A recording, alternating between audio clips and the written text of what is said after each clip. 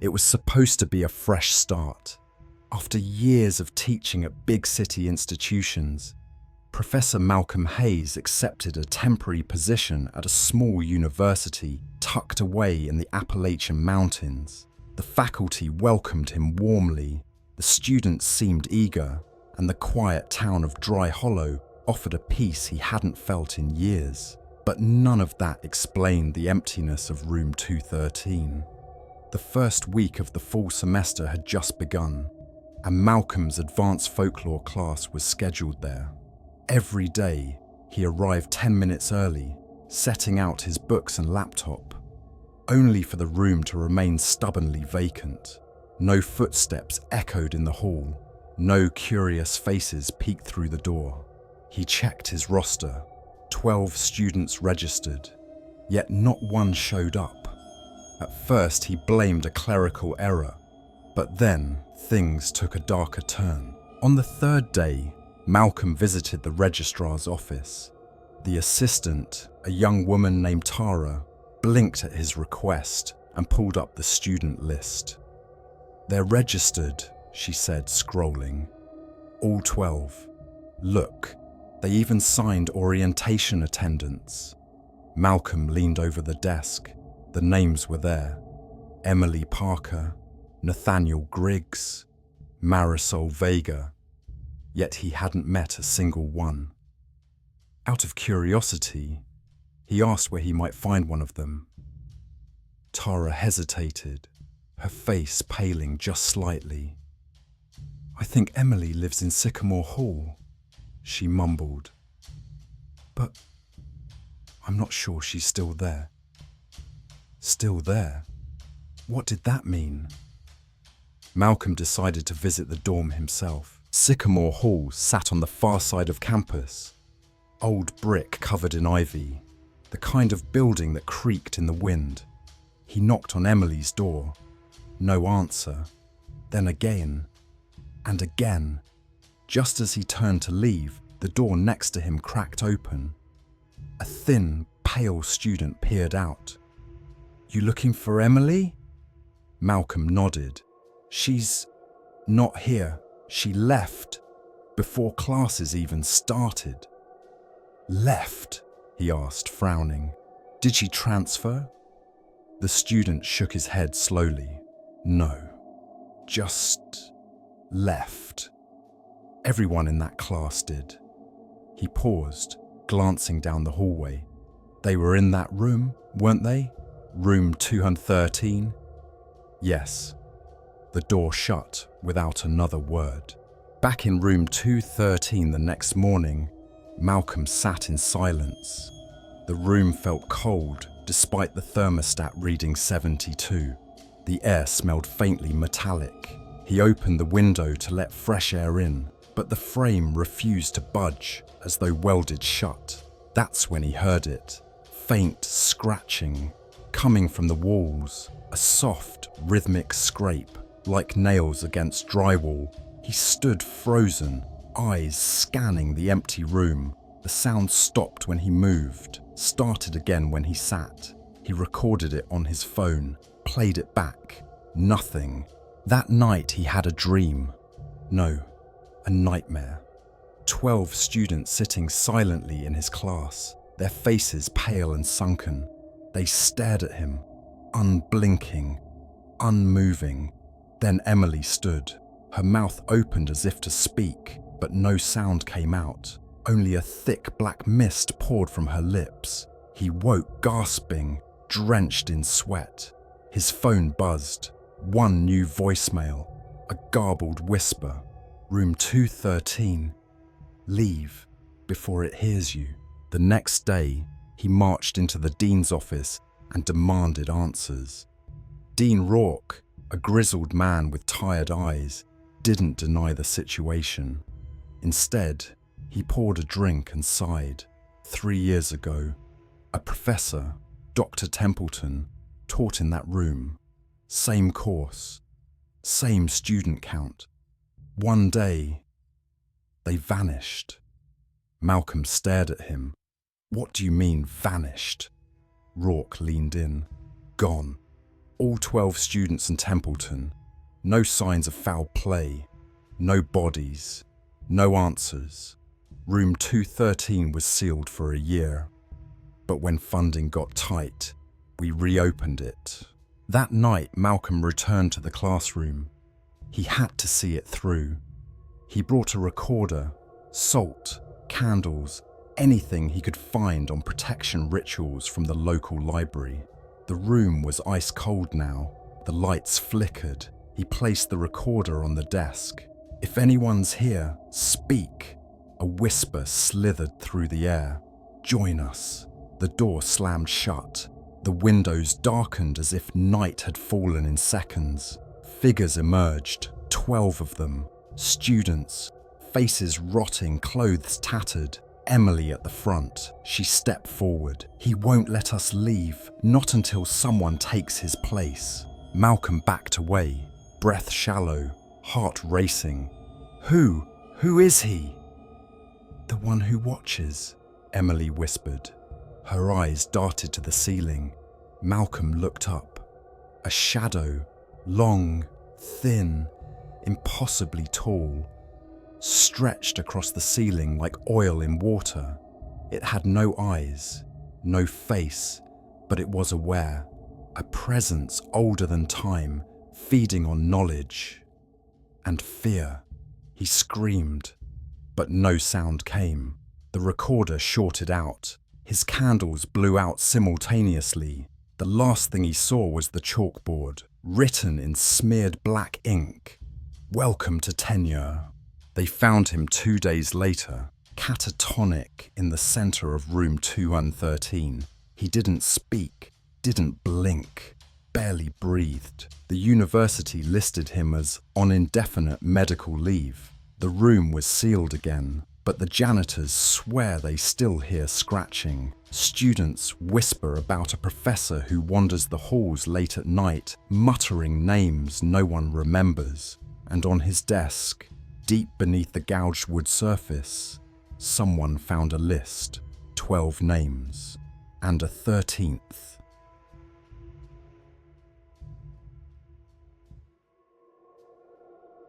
They say some students never leave campus, not because they love the university, but because something wouldn't let them go. It was the kind of story that floated around freshman orientation, usually followed by nervous laughter. But for Daniel, a 44-year-old night school teacher with a skeptical mind and a logical approach to life, ghost stories were just childish distractions. That was until fall semester of 2022. It started with an ordinary assignment. His job was to supervise final submissions for a small creative writing course held on Wednesday nights. Most students were either adult learners or younger students retaking credits. That semester, the class had 12 enrolled students. But on the final submission day, Daniel found 13 papers in the submission box. He furrowed his brows, counting again. 13. No matter how he lined them up, one extra paper sat awkwardly on top of the rest. It was handwritten, unusual these days, and the name on the top corner read, Ayla Ray. Daniel flipped through the student list. No one by that name had ever enrolled. Thinking it was a mistake, he placed it aside and went on grading the rest. Later that night, curiosity tugged at him. He opened Ayla's paper. It was a first-person narrative titled, "The Room on the Third Floor." The story described a student trapped in a dorm room, unable to leave, reliving the same night over and over. Her cries went unheard. Her food never arrived. Each paragraph grew more frantic, as if the writer wasn't creating fiction but screaming through ink. Goosebumps crept up Daniel's arms. He found himself checking the name again. Still no record of her. Even the school's digital system had no trace. He brought the paper to the department office the next day. The receptionist, a woman in her late 50s who'd worked there for over 2 decades, turned pale at the name. Ayla Ray? She whispered. "No, that can't be." Daniel leaned in. "You know her?" She nodded slowly. "She was a student here, disappeared in '97, last seen entering her dorm room in West Hall, 3rd floor. Daniel felt a chill crawl down his spine. He didn't believe in this sort of thing, but everything lined up too perfectly. That night he drove to the old West Hall building. It had been abandoned for years. Students claimed it was haunted. He snuck inside using his faculty card, flashlight trembling in his hand. Dust clung to everything. Paint peeled from the walls. The silence was heavy. He climbed the stairs to the 3rd floor, which was sealed off with yellow tape. He ducked under. Room 306. The number was half scratched off but still legible. His heart pounded as he opened the door. The room was intact. Too intact. As if someone had just stepped out for a moment. The bed was made. A notebook sat open on the desk, and the air, it was warm, not stale like the rest of the building. He stepped in, and the door slammed shut behind him. His flashlight flickered. "Okay, not funny," he muttered, trying the knob. It wouldn't budge. Then he heard it, the faint scratch of a pen on paper. He turned. The notebook on the desk now had fresh ink. Words appeared as he watched. "Why did you read it?" Daniel stumbled backward. "Who's there?" he shouted. No reply. The scratching continued. More words formed. "He read it too. He never left. Now you've read it." The panic hit him like a wave. He kicked the door, yelled. Nothing. Then, movement. A shadow in the mirror above the desk. It wasn't his. The silhouette of a girl, long dark hair, sitting on the bed behind him. He turned sharply, empty. His chest tightened. He grabbed the notebook, flipping back the pages. Each one now contained frantic scribbles, pages that had been blank. Then he saw it, his own name scrawled repeatedly on the last page. Daniel, Daniel, Daniel. He dropped it. A cold breeze brushed his neck. Then, in a whisper close to his ear, "You're part of the story now." He spun around and found himself no longer in the clean room. The bed was rotting. The walls were cracked. He was surrounded by the smell of mildew and decay, but the notebook still sat on the desk. New, clean, inviting. The rescue teams found him the next morning, wandering the West Hall corridor, dazed, mute. He didn't speak for months. When he did, it was to say only one thing. "I graded 13 papers. They never found Ayla's paper or her records. But late at night, every few years, someone reports a 13th assignment in the box. Handwritten, no student by that name. And each time, another staff member goes missing for a while. Some never return."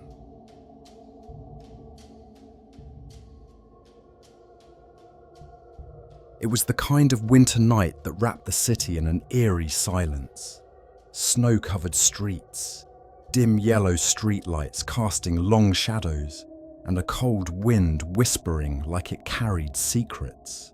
Elena Meyer, a 43-year-old literature professor, tightened her scarf as she climbed the university's old stone steps. She wasn't supposed to be there that late, but a student had requested an emergency meeting. Something about a thesis paper and some urgent concerns. The student, Daniel Croft, was a quiet, brilliant third year who had always been a bit odd. The humanities building was almost entirely empty at that hour. As Elena entered, her heels echoed through the long hallway. Her breath fogged slightly in the stale cold air, unusual for indoors. She reached room 204, the designated meeting room, and was about to knock when she realized the door was already ajar.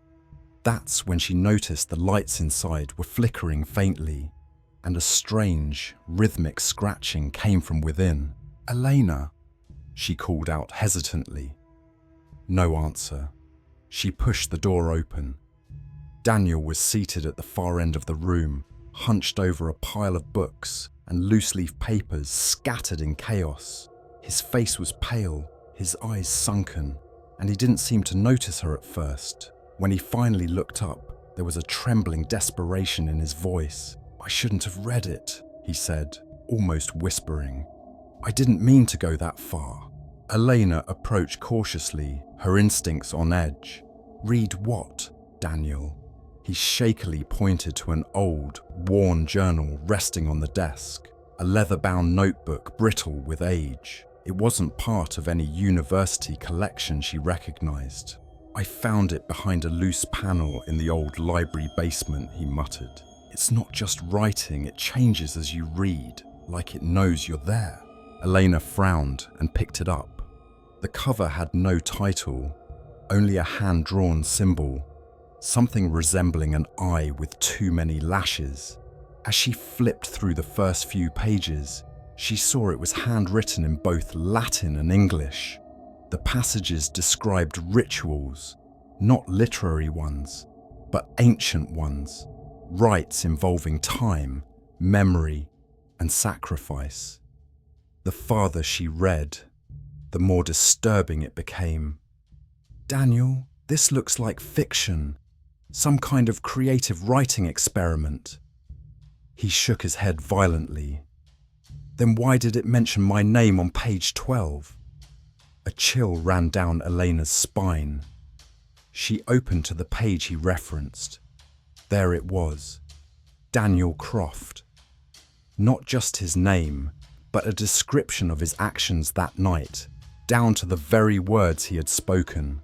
Elena closed the book instantly, her hands trembling. Things spiraled quickly from there. Daniel vanished the following day, his dorm untouched, phone left behind, no signs of struggle. The police conducted a brief search but treated it as a voluntary disappearance. Elena, however, couldn't forget what she had read. She kept the journal locked in her office, telling no one. But then the dreams started. They weren't dreams so much as reenactments. Every night she saw Daniel wandering a dark, endless hallway lined with whispering voices. His eyes would lock onto hers, and he'd mouth the same words. "I'm still here. Make it stop." Elena began waking up drenched in sweat, gasping for air, feeling as though she had truly been there. Determined to find answers, Elena returned to the basement of the old library. The janitor gave her an odd look but allowed her in. She found the loose panel Daniel had described, and behind it, an entire room. It wasn't listed on any Wupukuntantum Blutupat. Inside were more journals, all bearing the same symbol. Some were blank, others, horrifyingly, had entries that updated themselves before her eyes. She watched in paralyzed horror as a new entry appeared in the very book she held. Elena Meyer descends farther, losing more than time. She dropped it and fled, her sanity fraying. She tried to warn others, her department chair, the dean, even the campus newspaper, but no one believed her. Worse, some began to avoid her, whispering that she was under strain. The journal, still locked in her drawer. But it wasn't quiet. Late at night, she heard scratching sounds from inside the drawer. Once she opened it and found a fresh page had appeared, written in her own handwriting. It read, "I accept the silence." Panicked, she threw it into the fireplace at home. It didn't burn. The flames parted around it. The next morning, it was back in her office. Over the weeks, more students disappeared. All had taken Elena's class. One by one, they vanished, always after submitting thesis drafts. She stopped assigning them, but it didn't help. Eventually, the administration placed her on leave. Alone in her apartment, she decided to confront the journal once and for all. She opened it and found a new final chapter. It was titled The Last Reader. Every word was a transcript of what she had just done. Opening the book, sitting down, reading the final chapter. The last line, she understands now, but it's too late. Elena hasn't been seen since that night. Some say she moved away. Others say she lost her mind. But a new student, just this past semester, found something behind a vent in room 204. A journal, bound in leather, marked with a strange eye. He opened it. The first page was blank. But as he turned the second, his name appeared. The semester hasn't even begun, and already he's stopped coming to class. This time, however, the journal didn't stay in room 204. The student, whose name never appeared in official records, was seen wandering campus at night, eyes glazed, whispering in a language no one could identify. Campus security tried to approach him once, only once. The officer resigned 2 days later, refusing to speak of what he'd seen. The journal moved again, this time left behind in a dormitory hallway. A curious freshman picked it up. She laughed at the strange cover, calling it some edgy prank. Her roommate recorded the moment on her phone, until the lights flickered, the video glitched, and a shriek rang through the building. The footage ends there. The girl was never found. The university has since sealed off room 204, citing asbestos concerns. Professors who ask too many questions are quietly transferred.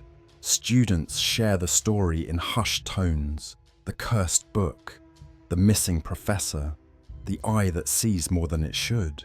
Some swear the journal is still out there, waiting for the next reader, but no one mentions the new professor in room 206. No one talks about her uncanny resemblance to Elena Meyer, and certainly no one asks why she never blinks.